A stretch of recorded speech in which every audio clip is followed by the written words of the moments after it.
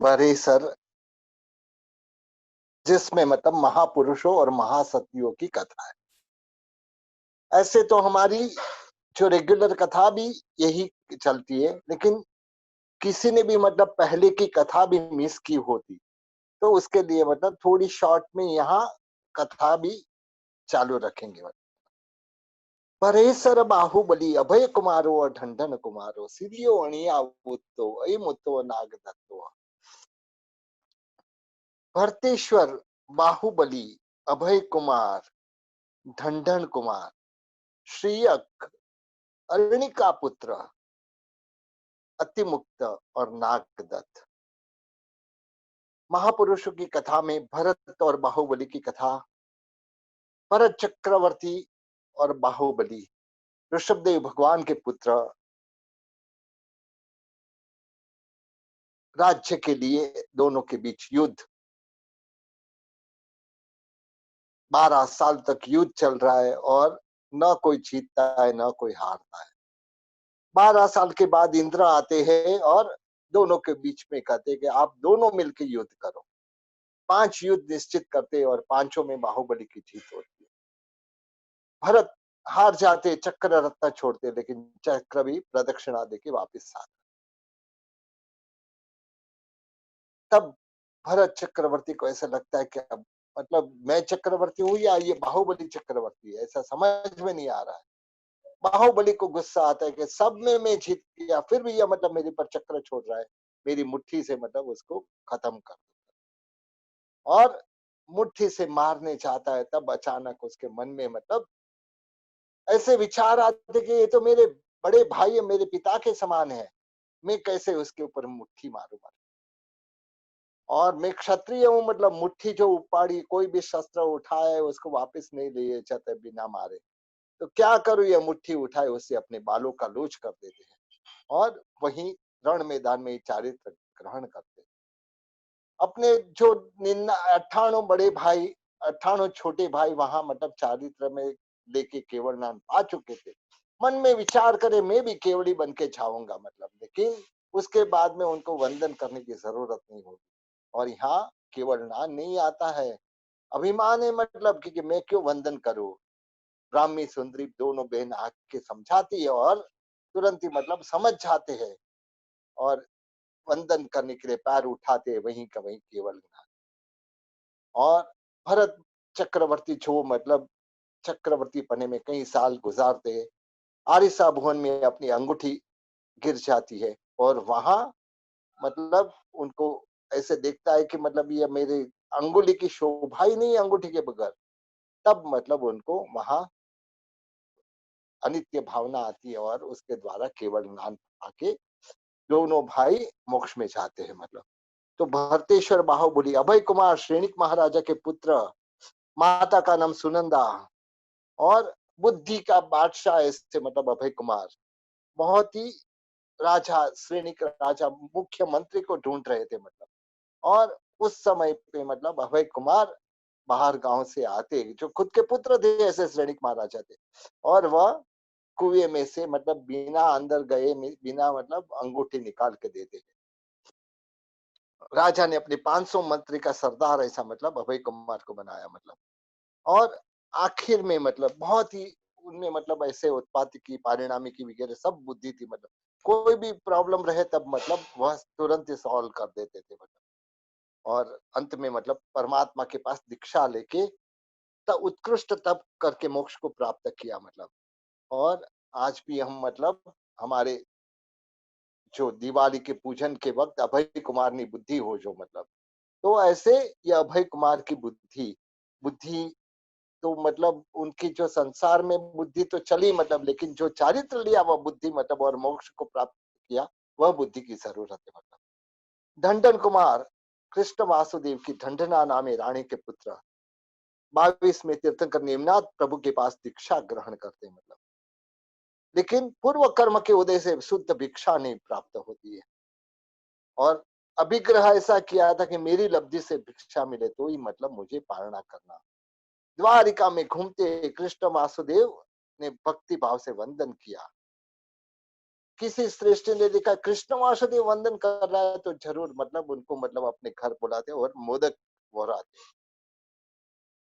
जाके परमात्मा को पुत्र यह मोदक तो मेरी लब्धि से मिला है ना, नहीं नहीं नहीं, यह तो कृष्ण की लब्धि से मिला, कृष्ण ने तुझे वंदन किया जिसकी वजह से तुझे मोदक दिया गया। ऐसे जाके मतलब कुंभार की शाला में मतलब मोदक का चूरा करते करते खुद ने मतलब अपने कर्मों के भी चूरा कर दिए मतलब, और वहीं का वहीं उनको केवल ज्ञान होता है।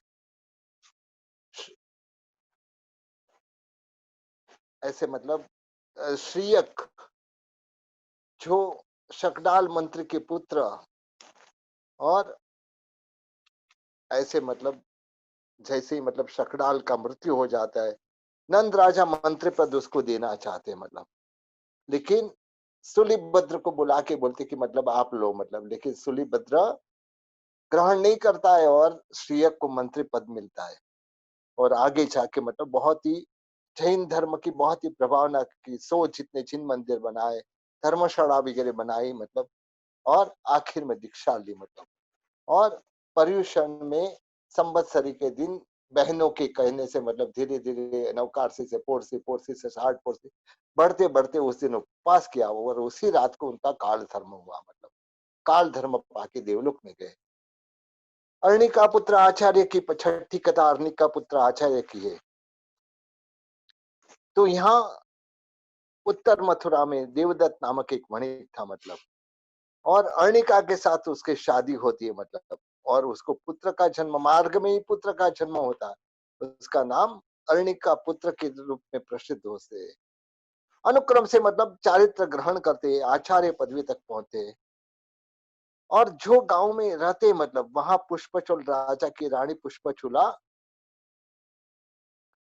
को मतलब प्रतिबोध उनके द्वारा प्रतिबोधित होती है, दीक्षा ग्रहण करती है मतलब, और दीक्षा ग्रहण के बाद मतलब ऐसे संजोग आ जाते, दुष्काल पड़ता है, बाकी सब मुनियों को देशांतर भेज देते, खुद वृद्ध होने से मतलब मेरे से चलने नहीं हो रहा है, मैं यहीं स्थिरवास करूंगा मतलब।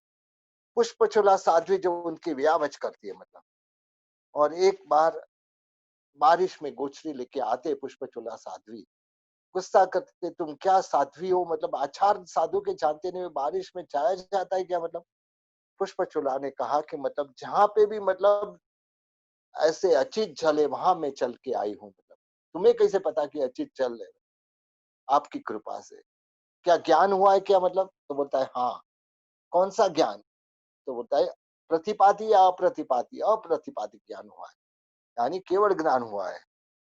पूछते मतलब ओहो मैंने तो केवड़ी की आशा तक की, केवड़ी को मतलब मैंने गुस्सा किया, बहुत ही मतलब मिच्छा में दुक्कड़म मांगते हैं, पूछते मेरा मोक्ष कब है मतलब, मेरा मोक्ष होगा क्या करके पूछ, तो बोला आपका इसी जन्म में मोक्ष है, तो बोला कब है मतलब, ये गंगा नदी पार उतरोगे तब आपका मोक्ष होगा मतलब। और तुरंत ही मतलब गंगा नदी पार करने जाते हैं, पूर्व भव की एक स्त्री मतलब उनको उपसर्ग करती है, और वहां पे भी मतलब सब लोग मिलके उनको मतलब नदी में डालते हैं, गंगा नदी में डालते हैं मतलब उठा के। यस, जो पूर्व की स्त्री व्यंतरी बनी थी वह मतलब त्रिशूल पे मतलब उनको उठा लेते हैं। गरम गरम खून मतलब नदी में गिर रहा है, इस समय मतलब अपने दुख की विचार नहीं कर रहा है अर्णिका पुत्र मतलब, मन में विचार कर रहा है मेरा गरम गरम खून ये ठंडे पानी में गिर रहा है, कितने पानी के जीव की विराधना हो रही है। और पश्चाताप करते करते वही के वही उनको केवल ज्ञान हुआ मतलब। तो ऐसे अहिमुत्तो अतिमुक्त कुमार, पेठालपुर नगर, विजय नामक राजा, श्रीमती नामक रानी, एक पुत्र था जिसका नाम था अतिमुक्त मतलब। 8 साल की उम्र में गौतम स्वामी के पास माता की अनुमति, माता पिता की अनुमति से दीक्षा लेते मतलब। और एक बार जैसे ही मतलब बाहर गए हुए थे मतलब, उस समय बारिश बरस रहा था मतलब, और कई बालक वहां खेल रहे थे, छोटी उम्र थी मतलब, बालक के साथ सब लोग बालक अपनी अपनी होड़ी चला रहे मतलब। तब ये भी मतलब अपना पात्रा रख के मतलब मेरी होड़ी करके मतलब अ, पानी में तैराने लगे।